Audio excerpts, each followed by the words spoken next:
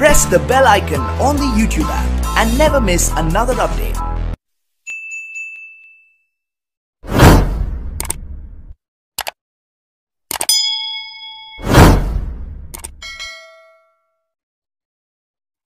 पहिल्यांदा आपल्या बसव तत्वाचं सूत्र म्हणजे स्त्री पुरुष समानता.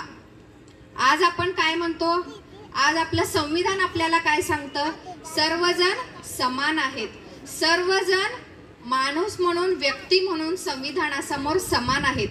पण विचार करा, 12व्या शतकात ज्या काळी शिक्षणाचा अधिकार फक्त एका वर्गापुरता मर्यादित होता, पूजेचा अधिकार एका वर्गापुरता मर्यादित होता, सर्वांना पूजा करण्याचा, शिक्षण घेण्याचा आणि आपल्या मनाप्रमाणे जगण्याचा किंवा कायक निवडण्याचा सुद्धा अधिकार नव्हता.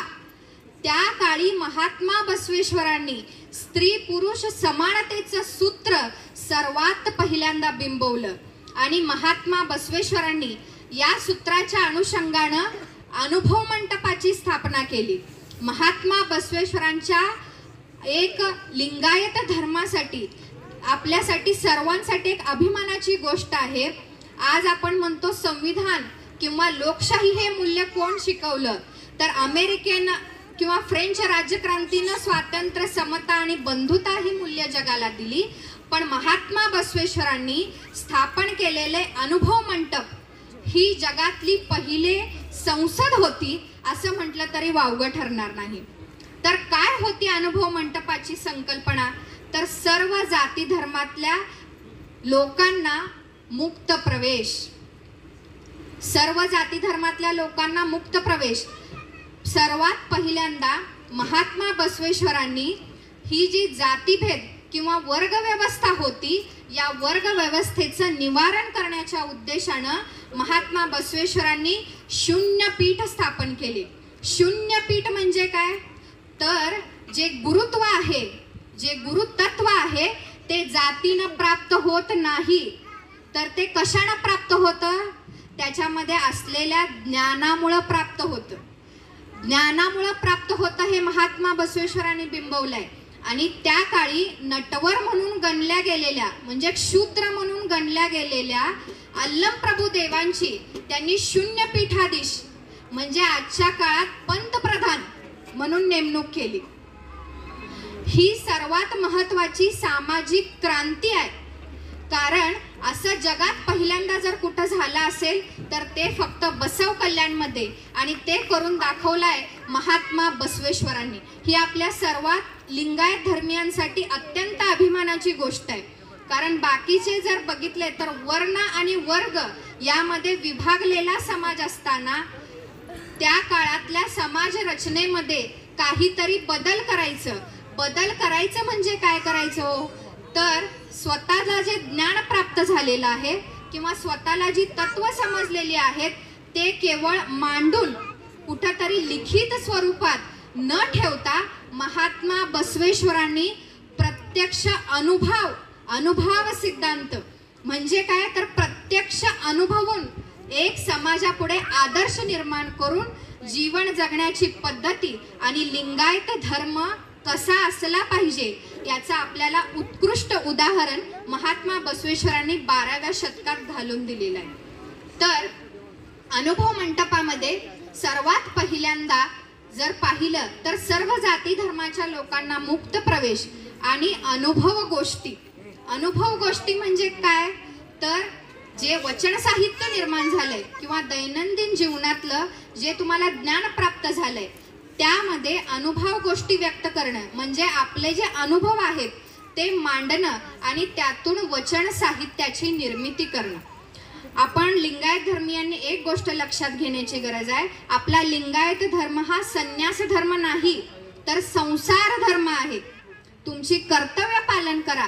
तुमची जी नीती तत्व आहेत, एक स्त्री म्हणून काय जबाबदारी आहे, एक कुटुंबाचा कर्ता म्हणून तुमची काय जबाबदारी आहे, ती तुम्ही पूर्ण करा. आणि संध्याकाळी अनुभव गोष्टीमध्ये सहभागी व्हा आणि तुमच्या जीवनाचा आणि व्यक्ती म्हणून तुमचा स्वतःचा आणि समष्टीचा म्हणजे संपूर्ण समाजाचा विकास करून घ्या. असं हे कुणाच्या तत्वात आहे काय हो, किंवा धर्मात तरी आहे काय? आज आपण एका गोष्टीने विचार केला, एखादी नवीन गोष्ट आपल्याला कळाली. आता स्त्रियांचंच उदाहरण घेतलं, एखादा पदार्थ करायला येत असेल तर बायका लवकर सांगायला तयार होत नाहीत. का बरं? तर आपली मक्तेदारी राहिली पाहिजे. ज्ञान जे आहे ते माझ्यापुरतं सीमित असलं पाहिजे, अशी मानसिकता आज आपली 21व्या शतकात देखील टिकून आहे, हे इथं वाचलेला प्रत्येक जण मान्य करेल.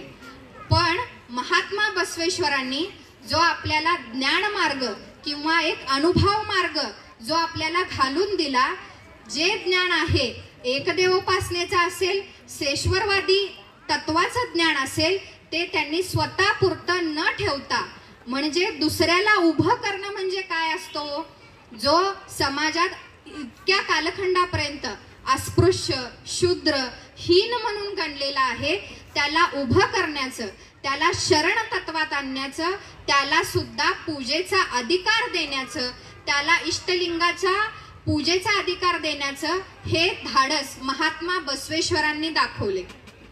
जगातला कुठलाही सामाजिक संत किंवा विचारवंत अशा पद्धतीचं कार्य करू शकला नाही.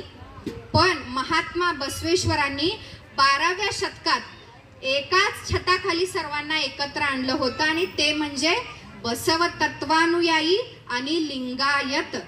आज आपण म्हणतो हा चतुर्थ आहे, पंचम आहे, तो डोहर कक्कय आहे, हा समाज आहे, तो समाज आहे, ते सगळं बाजूला ठेवलं होतं महात्मा बसवेश्वरांनी. आणि कुठल्या तत्वाखाली आणलेलं? लिंग असणाराच लिंगवंत. जो लिंग पूजा करतो तोच खरा लिंगायत. ज्याच्यावर लिंग, ज्याच्या गळ्यावर लिंग आहे तोच खरा लिंगवंत आहे. आपल्या समाजाची ओळख काय आहे? तर महात्मा बसवेश्वरांनी एक तत्व घालून दिलेलं आहे. पूजा करण्यासाठी किंवा एखादा तुम्हाला अनुभव घ्यायचा आहे, ज्ञानमार्ग आहे, किंवा कोणत्याही गोष्टीसाठी तुम्हाला कुठल्या एका व्यक्तीकडे जाण्याची गरज नाही, किंवा कुठल्या एखाद्या पुजाऱ्याच्या म्हणा किंवा एखाद्या मठाधिपतीच्या हाताखाली तुम्हाला राहावं आणि मग तुमच्या जीवनाचा उद्धार करून घ्यावा आणि तुम्ही तुमच्या जीवनाचं सार्थक करून घ्यावं, मुक्ती मिळवावी, ही संकल्पनाच आपल्या लिंगायत धर्मात नाहीये. महात्मा बसवेश्वरांनी जी वयाच्या 21व्या वर्षी इष्टलिंगाची परिकल्पना दिली, त्यामागचं तत्वज्ञान काय होतं? तर देव जो आहे तो एका विशिष्ट चंद्रदेव, सूर्यदेव, वायुदेव, अग्निदेव हे वैदिक धर्माच्या तत्वाला अनुसरून होतं, आणि त्या काळातली लोक त्याचीच पूजा करत होती. पण महात्मा बसवेश्वरांनी काय सांगितलंय? देव एका विशिष्ट रूपात तुम्ही का बंदिस्त करून ठेवता? मंदिरातच देव का आहे? हे सर्वात पहिल्यांदा महात्मा बसवेश्वरांनी आव्हान दिलेलं आहे. आजही आपण पाहतो की लोकांची मानसिकता कशी आहे, मंदिराच्या दर्शनासाठी जातात, देव तिथंच आहे म्हणून चेंगराचेंगरी होते आणि मरण पावतात. हे असलं काही करण्याची गरज नाही. महात्मा बसवेश्वरांनी आपल्या तळहातावरती सृष्टीकर्ता परमात्म्याचं प्रतीक आपल्या हाती आणून ठेवलेलं आहे. तर इष्टलिंग म्हणजे काय किंवा इष्टलिंगाची परिकल्पना काय होती हे मला आज इथं आवर्जून सांगावंसं वाटतं. देव जो आहे तो एका विशिष्ट स्वरूपात किंवा एका विशिष्ट आकारात नसून तो जगातल्या प्रत्येक ऊर्जेमध्ये सामावलेला आहे. म्हणजे वायुदेव वेगळा, सूर्यदेव वेगळा, अग्निदेव वेगळा, ह्याची वेगवेगळी पूजा करण्याची आवश्यकता काय आहे? सर्वांचं एकच तत्व आहे, पृथ्वी तत्व. आणि त्याप्रमाणेच महात्मा बसवेश्वरांनी वेगवेगळ्या स्वरूपामध्ये, वेगवेगळ्या आकारांमध्ये सृष्टीकर्ता परमात्म्याची पूजा न करता एक आपल्या तळहाती इष्टलिंग दिलंय, आणि त्या इष्टलिंग देवाची म्हणजे सृष्टीकर्त्याची तुम्ही आराधना करा. हे महात्मा बसवेश्वरांनी आपल्याला लिंगायत धर्मामध्ये जी पूर्वपीठिका आहे त्या अनुषंगाने मी सांगते की आपल्या धर्माचं तत्वज्ञान काय आहे हे सुद्धा आपल्याला कळायला पाहिजे. त्यानंतर आजच्या सामाजिक स्थितीकरता बसव तत्व विचार. आजची सामाजिक स्थिती बघितली तर आपल्याला हे खेदानं नमूद करावंसं वाटतं की एका बाजूला भौतिक समृद्धी पूर्ण आहे, सगळं तंत्रज्ञान आपल्या हाताशी आहे. एखादी गोष्ट आपल्याला हवी असेल तर चटकन आपण मोबाईलवर, गुगलवर सर्च करू शकतो, इतकं तंत्रज्ञान पुढे गेलेलं आहे. पण आज आपली मानसिकता किंवा मानसिक आरोग्य किंवा आत्मिक समाधान आपल्याला लाभलंय का हो? कुणालाही विचारलं तर याचं उत्तर नकारार्थी येईल. असं का येतंय बरं उत्तर? तर सर्वात महत्वाचं म्हणजे आपल्याला हे जे जीवन मिळालं आहे, ह्या जीवनाचं मूल्य काय, हे जीवन तुम्ही कशासाठी जगलं पाहिजे, हे जे आपल्याला महात्मा बसवेश्वरांनी सांगून ठेवले, याच्याकडे झालेलं पूर्णतः दुर्लक्ष. हे मला इथं खेदानं सांगावंसं वाटतं. महात्मा बसवेश्वरांनी आपल्याला काय सांगितलं? वचनशास्त्र म्हणजे काय, जीवन कसं जगायचं हे तत्वज्ञान महात्मा बसवेश्वरांनी वचनांच्या माध्यमातून सांगितलेलं आहे. आज लोकांची काय समस्या असते की मला आर्थिक चणचण भासते, पण ऐदक्की लक्कम्मा काय म्हणते की ह्या नियंत्याने ज्या सगळ्या गोष्टी दिलेल्या आहेत त्या सगळ्या गोष्टी सर्वांना समान दिलेल्या आहेत. तुम्हाला पण हवा दिलेला आहे, मला पण हवा दिलेली आहे, मला सुद्धा जीवन मिळाले, तुम्हाला सुद्धा जीवन मिळाले. म्हणजे ही जी पंचमहाभूता आहेत तोपर्यंत तर मनानं गरीब कोणी होऊ शकतो का, हे त्यांनी वचनांच्या माध्यमातून विचारलेलं आहे. आपण जर बघितलं तर भौतिक समृद्धी, आर्थिक सुबत्ता आपल्याकडे वाढत चालली आहे, पण मानसिकता आपली त्या प्रमाणात तयार झाली आहे का? एखाद्या आमच्या जनरेशनचं जर उदाहरण घेतलं तर छोट्या छोट्या कारणांवरून आज मुलं आत्महत्या करत आहेत. हे कशामुळे होतंय? पालक तर सगळं हाताशी आणून देत आहेत, तुम्हाला ज्या पद्धतीचं शिक्षण घ्यायचंय ते घ्या, तुम्हाला जे करायचंय ते करा. पण अशा घटना का घडत आहेत? तर आत्मविश्वासाची कमतरता. तर आत्मविश्वास तुमच्यामध्ये कसा निर्माण होईल? ज्यावेळी तुमच्या आयुष्याला एक काहीतरी नैतिक आणि तात्विक अधिष्ठान असेल, त्याच वेळी आपण आत्मविश्वासानं जगातल्या कुठल्याही समस्येला तोंड देऊ शकतो. आणि हा आत्मविश्वास कशातून निर्माण होईल किंवा एक नैतिक अधिष्ठान कसं प्राप्त होईल? तर महात्मा बसवेश्वरांनी सांगितलेलं आपल्यासाठी तत्व म्हणजे श्रम हाच स्वर्ग. हे तत्व जर आयुष्यात आपण अनुसरलं तर जगातली कुठल्याही समस्येला अगदी आपण स्वाभिमानानं किंवा कणखरपणाने सामोरं जाऊ शकतो. काय आहे हे तत्वज्ञान? एका वचनात असं सांगितलंय, मन शुद्ध नसणाऱ्याला द्रव्याचे गरीबपण लाभते. मन शुद्ध नसणाऱ्याला द्रव्याचे गरीबपण लाभते. मन शुद्ध असणाऱ्याला जेथे पाहाल तेथे लक्ष्मी हात जोडून उभी असते. याचा अर्थ काय हो? जर आपलं मन शुद्ध असेल, जर आपण पूर्ण निष्ठेने आपले प्रयत्न करत असू, आपले कायक करत असू, तर कोण गरीब राहणार आहे? तुम्हाला जेथे पाहाल तेथे तुम्हाला यशच मिळणार आहे. या वचनाचा मतितार्थ आपण समजून घेतला पाहिजे असं मला वाटतं. महात्मा बसवेश्वरांनी सांगितलेलं आणखी एक तत्व म्हणजे जातीभेद निर्मूलन. महात्मा बसवेश्वरांनी 12व्या शतकात त्या काळी लिंगवंत ब्राह्मण असणारे मधुवरस यांची कन्या लावण्यवती आणि त्या काळी शूद्र म्हणून गणले गेलेले चांभार समाजातील हरळय्या यांचा मुलगा शीलवंत, फक्त लिंगायत ह्या सर्व एक धर्मानुयायी आहेत. वर्ग व्यवस्थेला तर महात्मा बसवेश्वरांनी जगात सर्वात पहिल्यांदा खिंडारच पाडलं आणि सर्वांना लिंगायत ह्या एकाच तत्वाखाली एकत्र आणलं. आणि महात्मा बसवेश्वर केवळ जातीभेद निर्मूलनाचा पुरस्कार करून थांबले नाहीत, तर महात्मा बसवेश्वरांनी सर्व ज्याच्या अंगावर लिंग आहे तो लिंगवंत आहे, तो ब्राह्मण नाही की चांभार नाही, असं त्यांनी एक तात्विक अधिष्ठान प्राप्त करून देऊन त्या काळी त्यांनी महात्मा बसवेश्वरांनी आंतरजातीय विवाह घडवून आणला. कोणत्या तत्वानुसार? लिंगायत तत्वानुसार, ज्या आपल्या धर्माच्या तत्वानुसार. ज्याच्या अंगावर लिंग आहे तो लिंगायत आहे, त्याच्यामध्ये मनुष्य म्हणून सर्वजण समान आहेत. हे तत्व आजही आपल्याला पचनी पडत नाही की मनुष्य म्हणून आपण सर्वजण समान आहोत. जरा आपल्याला 2-4 मार्क जास्त पडले तर लगेच वाटतं की आपण चालतच नाही, हवेतच चालायला लागतो. पण एवढी ज्ञान समृद्धी, एवढं सगळं प्राप्त होऊन सुद्धा महात्मा बसवेश्वरांनी आपलं एक समर्पित आयुष्य त्यांनी जगलेलं आहे आणि आपल्याला जे ज्ञान प्राप्ती झाली त्याचा उपयोग त्यांनी आपल्या हितासाठी न करता समाजातल्या दीन दुबळ्यांना अधिकार देण्याचं, त्यांना बळ देण्याचं काम महात्मा बसवेश्वरांनी केलेलं आहे. महात्मा बसवेश्वरांनी केलेलं आपल्यासाठी संपूर्ण ताट वाढून ठेवलेलं आहे. काय आहे? वचन साहित्य. जगातला कुठलाही ग्रंथ या वचनांच्या पुढे अगदी कमीच आहे असं मला सांगावं असं वाटतं. महात्मा बसवेश्वरांनी सांगितलेलं एक एक वचन म्हणजे आपल्या साऱ्या मानवांसाठी जीवनामृत आहे. एक वचन आहे, कृष्णाने केले दृष्टांचे मर्दन. कृष्णाने केले दृष्टांचे मर्दन. इंद्राने केला द्रविड वंशांचा नायनाट. इंद्राने केला द्रविड वंशांचा नायनाट. शिवाने केले उन्मतांचे उच्चाटन. शिवाने केले उन्मतांचे उच्चाटन.